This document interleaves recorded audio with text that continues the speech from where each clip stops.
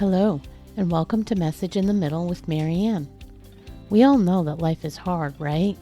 It's messy, it's unpredictable, but it can be wonderful all at the same time. My hope is that we can take a deep dive into self-development topics and explore life's lessons through book clubs, conversations, and interviews. And together, we can uncover the lessons that others have already learned to help us navigate this crazy, wonderful ride called life.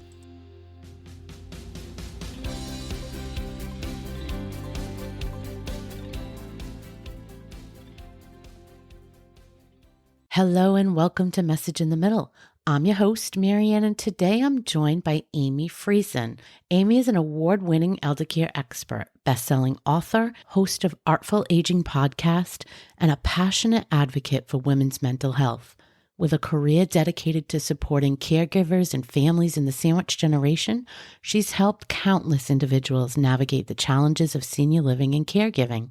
Amy combines practical advice with a deep understanding of the emotional toll caregiving can take, particularly on women. Her work champions the mental well-being of caregivers, providing them with knowledge and confidence to make informed decisions while prioritizing self-care. Amy, welcome to the show. Hello. Hello. To see you. Thanks for having me. So glad to be here and have this conversation. Yes. Much needed. Much needed. Much needed, though, I will say it's starting to get talked about more, which is a good thing, right? I think if you look back 5-10 years, there were no conversations. So that's always a positive. Yep, absolutely. So take me to the point of when you made the decision. What inspired you to focus on this area of supporting caregivers? I felt like you were going to say the point of no return. No, the point of no return. There's always a point of return. Well, almost always. Almost always. I started in this field 20 years ago, so I'm not as young. A lot of people say I've got good genes for being being a youngster, but I started really young in the field, and after almost a decade in the field, I really was just finding that people couldn't find what they needed. And I always like to say I like to stay in my lane. So my lane is senior housing.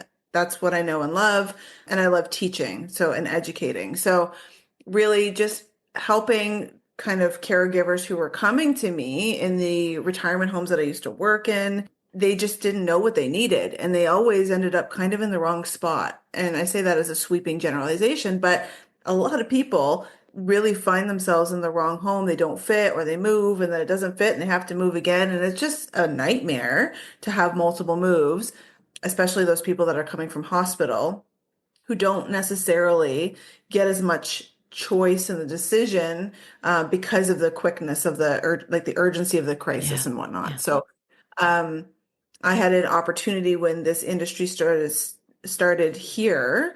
I'm in Canada, so our industry for senior living advisors is much, much smaller and slower than the US. I find that you guys have a lot more people and businesses in the space. We didn't have very many. I think probably we're one of the oldest ones, and we're going to be 11.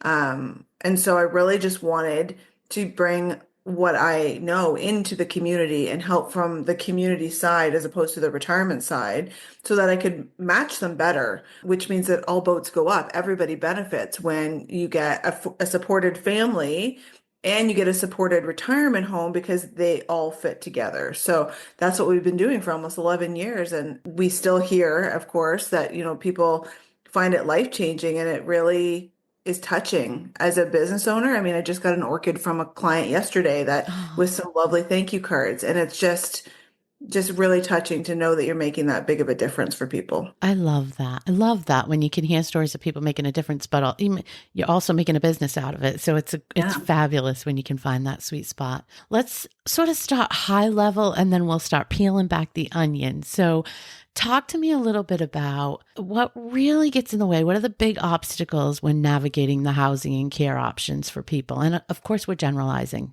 all of this, but we have to. So I think that, though, honestly, it's similar anywhere, right? It's how do you know what you need? How do you get your head around all of the terminology that the doctors and the homes and anybody else is using when you're talking about care?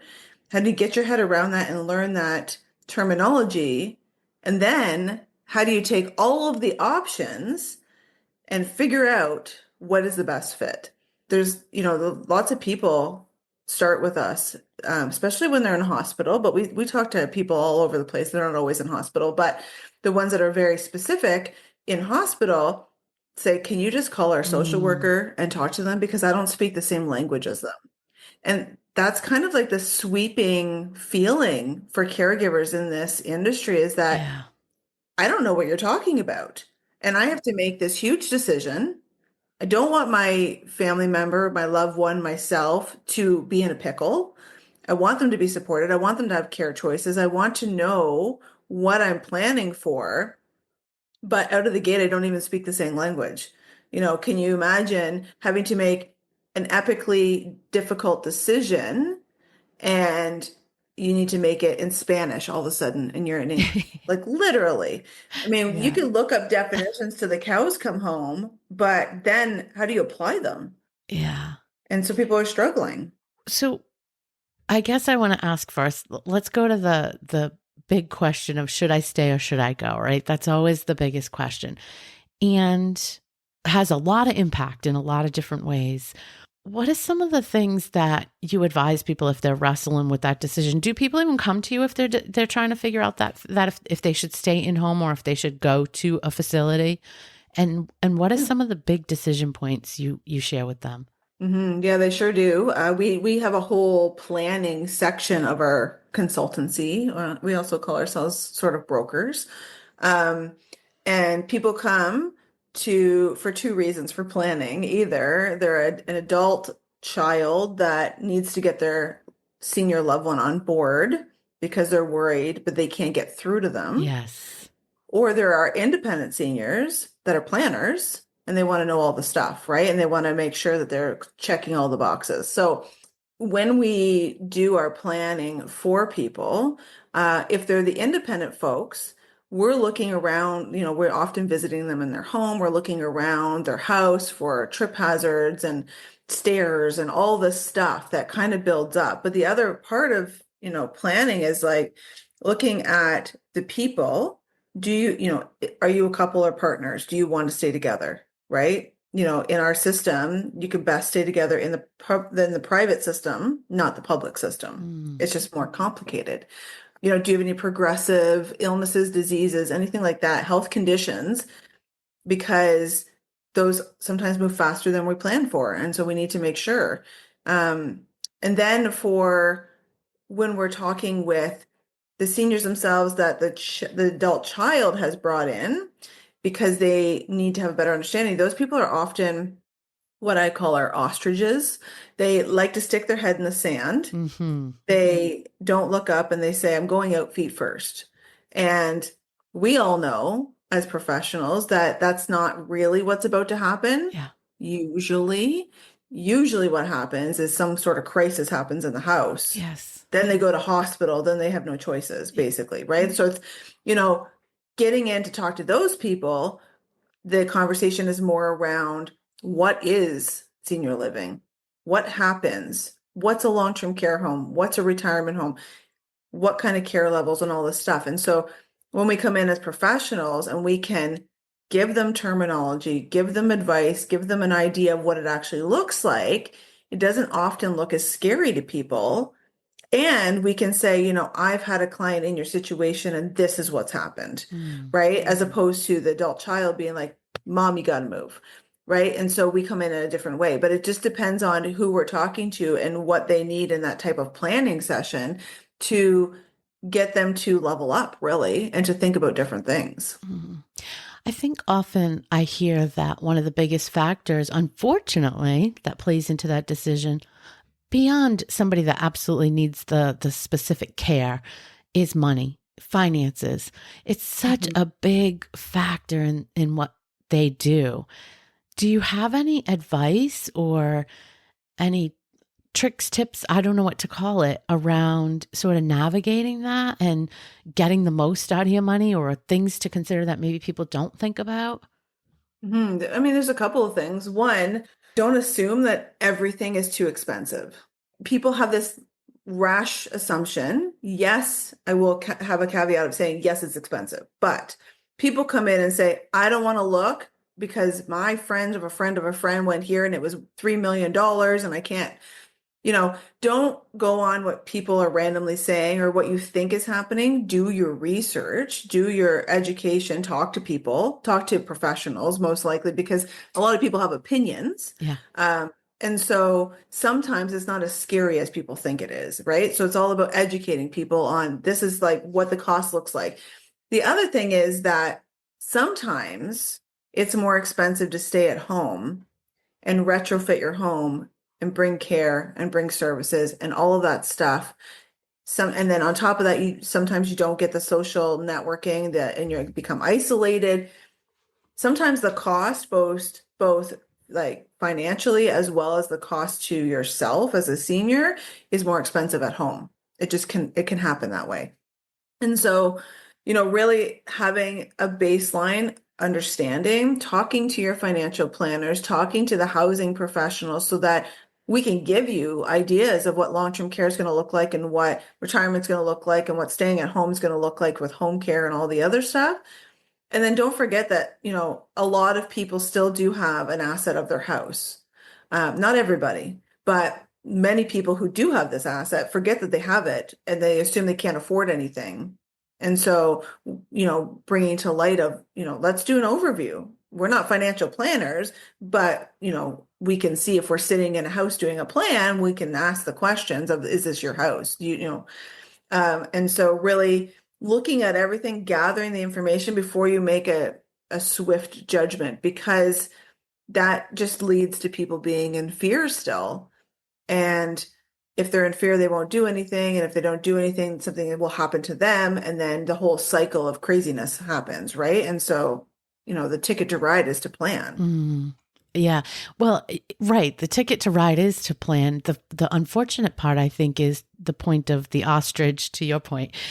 I mean, I do think there's many that just want to put their head in the sand and not deal with it and not plan. And that is often where people find themselves. That's what I see. I don't know if that's what you see, but I find that, yes. And then my education brain and my, supporting people move into the caregiver side.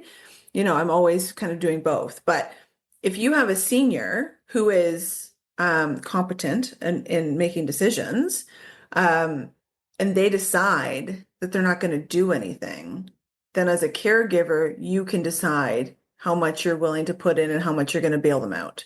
Because it's kind of inevitable. Something's going to happen. Regardless if you don't change as an individual, things around you are going to change. yeah. And you are changing as an individual. You're getting, sicker, like ill, mobility, things like that. That stuff's happening usually whether you like it or not.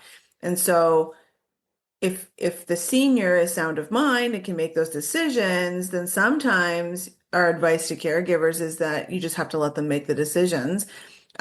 We sometimes call it waiting for them to fail, essentially, which is terrible advice. It's like the most hated advice. I hate giving it.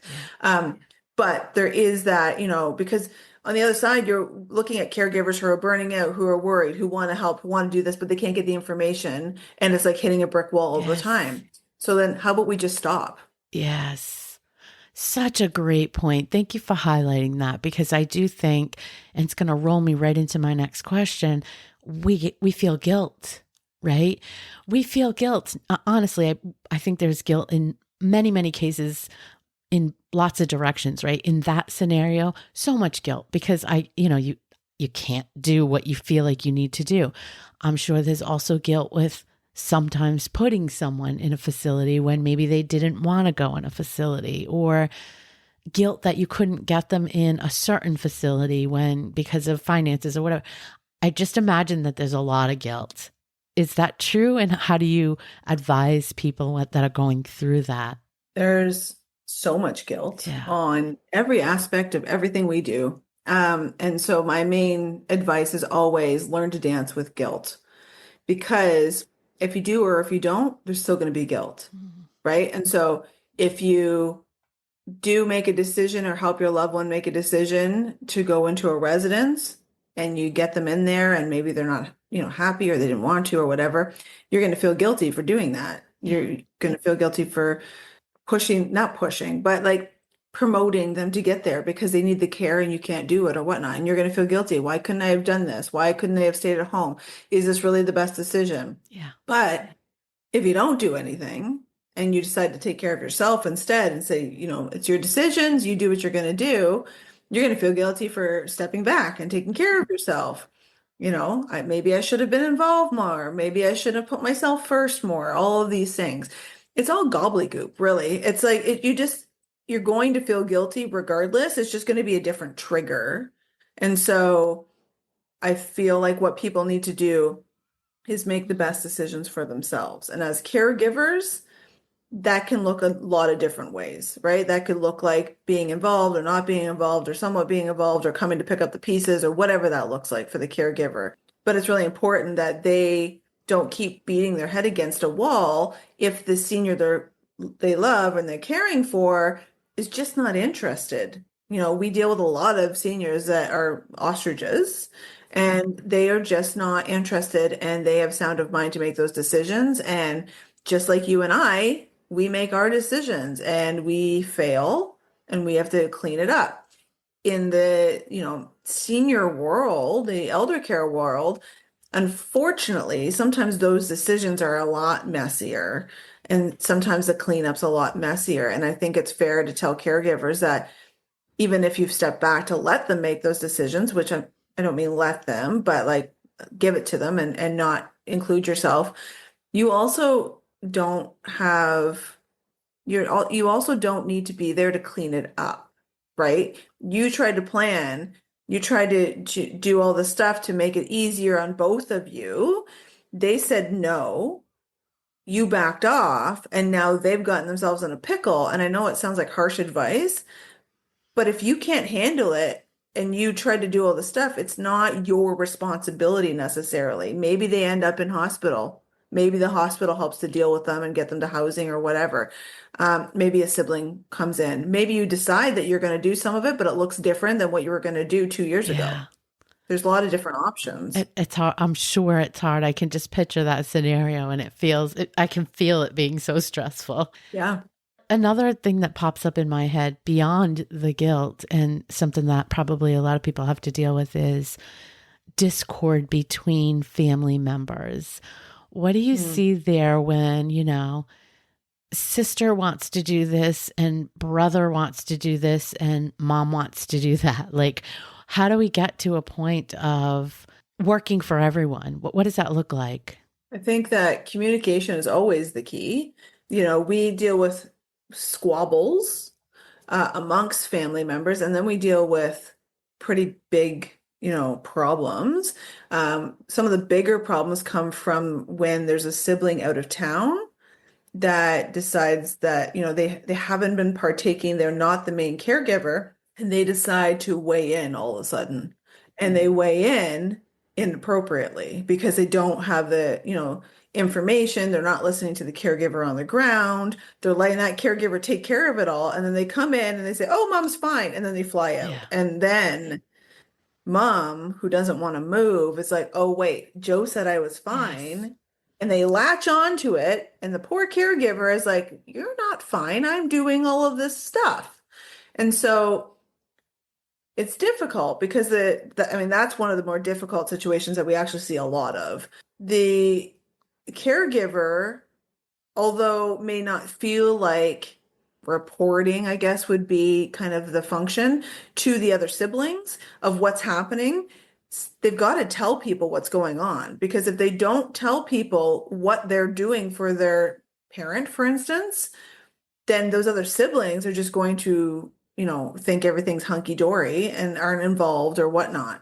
And so although we don't want to be in a spot where we're like, "Oh, I did this and I did this," and like telling them everything as if they're your employer, I still think it's valuable to even keep a log on your own and say, medical appointment, whatever, cut the grass, whatever it is, whatever you're doing.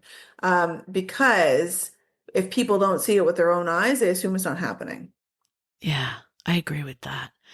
You made me think of, I've heard from a couple other people who had gone through some things with their own parents that had dementia, and they didn't live close by. And the parents were able to sort of pull the wool over their eyes for a long time. To your point, what made me think about it is when you said they fly in and then they fly out. That scenario, like I'll come, not I'll come, but the person came to visit for a day or two, or, and they were like short blips of being together. Even though they talked together on the phone all the time, it would be in person, not as frequently. So I guess my question is, do you have any experience or any advice for people on things they should look for? Just so because I've heard now from both of them sort of a pattern of, if I look back, there were some things that weren't quite right. Is there anything that jumps out at you that you hear about often that people should look for? I think that there's a number of things, but I think that to kind of trump those things, I think that it's, not ignoring, not ignoring the stuff that's happening as opposed to looking for things that are happening. So for instance, and I mentioned in my book that I have little stories of our clients in the book I released, and one of them is my own story from when I was dating someone and we went to see his grandma, and she kept leaving the stove on. And I kept saying, "Hey guys, like, what's happening here?" Yeah. And the whole family, including, my boyfriend at the time, just kind of swept it under the rug.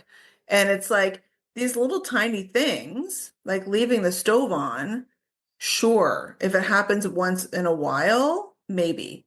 But like consistently or more than once, you know, they're clues, and you have to be a sleuth. So you have to, keep your eyes open and pay attention. Sure, people, most of the time with dementia, the short-term memory goes, right, and they have long-term memory, right? And so if they're reminiscing a lot and they're not able to remember the shopping list or things like that, right?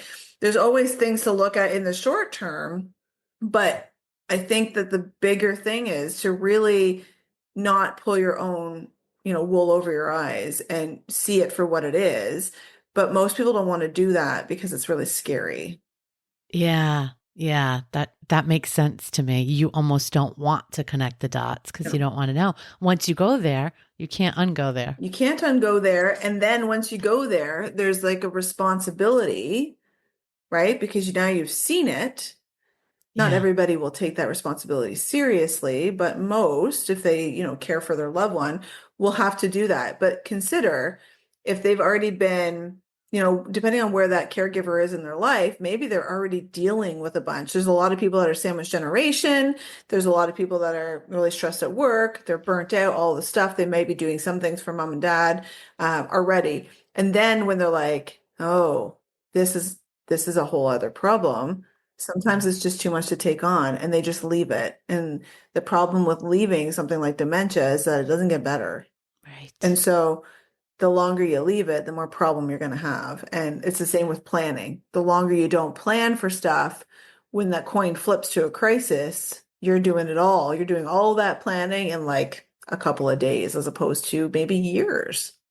Yeah. And not having the time to really think through all the information, to your point at the beginning, where you just want to get educated and be able to make an informed Yeah. decision. You don't have time to at that point when it's a Can't crisis. process it. No. I mean, consider like I'm going through some things in my own life, and I always reflect for my clients, and it's like I'm too tired to make some of those decisions, right? Like, and mine are not the decisions we're talking about. They're just like smaller decisions, right?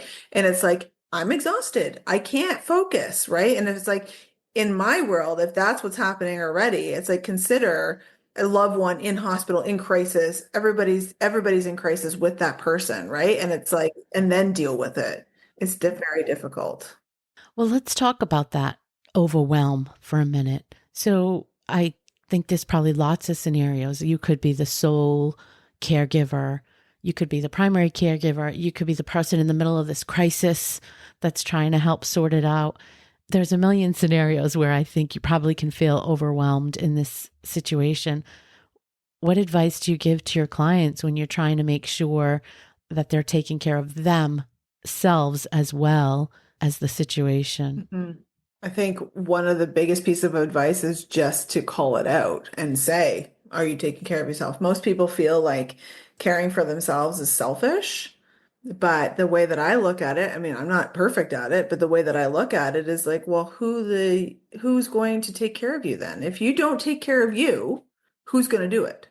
Yeah. And if you go and you slide down a hill that you can't get up because you're in burnout and you're dealing with all that stuff, everything else crumbles around you. Your whole life implodes, right? And so, trying to keep that at the top of the list of if you don't, then who will, right? And people say all the time, like, put your oxygen mask on first, fill your cup, all this stuff. And they are cliches. And people always say, oh, that's a cliche, but it's like they're Yeah. cliches for a reason. If you don't take care of yourself, you will have to pull out of something that you might not be able to get out of, and who's going to help you do that, and then who's going to take care of the rest of your world, who you're caring for, could be Right. kids, could be other, seniors, it could be your husband if they needed care, whatever it is. It just compiles, and so self-care is not selfish. Yeah. I think that ties into the guilt situation. Like you have to make the decisions on how much you can give and how much you can't. And you have to get Yeah. comfortable with that's the decision because you might, especially sandwich generation, you might have other responsibilities and you can't do everything for one side or the other. So, yeah. I mean, that's where boundaries come in so helpful. A lot of people don't use the same vocabulary as me because they haven't looked into, like, self-care and whatnot, but because I teach, right? There's, setting boundaries with what you can do, boundaries around expectations of your loved ones, and having, again, open communication to say, I can help you with grocery shopping, but I can only do it on Tuesdays. Yes. I can help you with grocery shopping, but I can only do it if you give me a list. These don't seem like very big things, but when you add them together, they really do add up, and they start to compile. And so really just setting the boundaries around your time, around your peace, around all that stuff. Mom, I can't be to your house before work every day at 6 a.m. I have to take care of X. I have to have a coffee in peace. You're allowed to rest, right? And I think that reframing rest as well is a big concept because a lot of us who are high performers or who are caregivers and we're just going nonstop doing stuff for people have kind of ingrained that, not doing something for someone or resting is actually being Yeah. lazy. And it's not. It's about, again, refilling your cup. It's about downloading your own mind and not having to get up to get cereal for someone or to let a dog outside or to run an errand or whatever. Because as a mom, right, I am up and down 652 times. I could literally tell my daughter, okay, I'm going to go and watch this show for an hour. Do you need anything before I sit down? She'll say no, and I'll sit down. She'll be like, Mom, I need this. It's constant, right? And it's like Yes. it's good to talk about with humor as well because I know, right? People have dealt with this all the Of time. course. But it's like those little things that you're like, oh my God, does anyone not need me for 10 seconds, right? So I think prioritizing rest for that reason. Yeah, and giving yourself permission to do all of that, all of Yeah. those things is so important. I couldn't agree more. If you could wave a magic wand, what would you change with the way society supports caregivers? My wand would be huge. It would be huge. I think that, it's really scary to be a family caregiver right now. And with all of the costs associated with care and all of the time it takes caregivers, I think that one of my big magic wand moments would be to educate the policymakers, to educate the government, to say, you guys aren't looking at this deep enough. I mean, at the top of our show here, I talked about being in the retirement industry for 20 years. for 20 years, professionals that are aligned with me and kind of in our world there have been saying, we need more housing. It's expensive.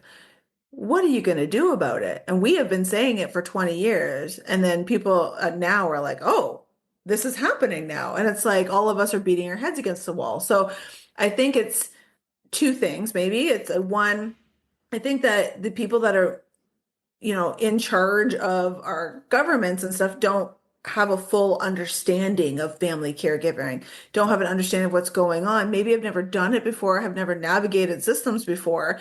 And so, not a lot of attention's paid to it, even though our whole society is aging. Yeah. I really feel like they maybe just don't have an idea of what's going on. And secondly, I just feel like maybe there's a lot of different things that pull in our society for, money purposes, for all the different things that need different funding and all the different attention that things need. And I think that people are just not taking it seriously. And they're expecting these family caregivers to always be there, to always, be around, to do this, to fill this. It was like in the billions. I feel like I want to say 50 billion or something would be how much it would cost in Canada to replace family caregivers. It's a substantial amount. And although I'm not saying you have to replace all the family caregivers and have social assistants and all that stuff, something, right, would be helpful.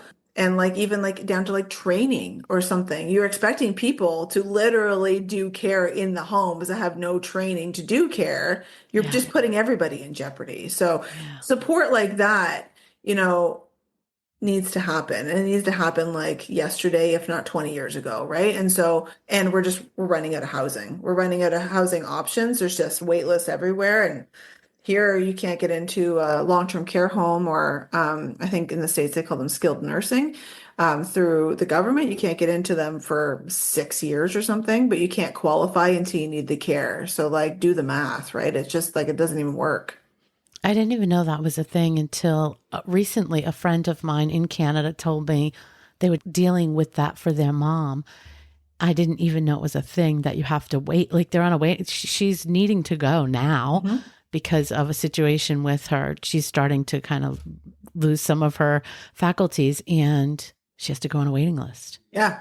And I didn't know that was a thing. It's kind of crazy. You have to qualify for that waiting list. So you have to have a certain level of care requirements.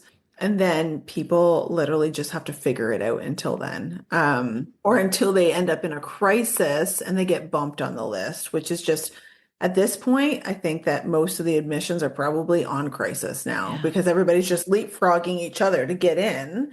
And so it's just a mess. When you started talking about, you've been saying it for 20 years and professionals have been saying it for 20 years and now people are just starting to look at it. That's exactly the word that came to my mind is that it's soon going to be a full-blown crisis because I think we're getting, I don't know the numbers, but I mean, we're getting to a point where there are so many more people that are aging and have a much longer lifespan than we ever did. And so it's going to blow up at some point if it's not addressed. I think that it will be a full-blown crisis.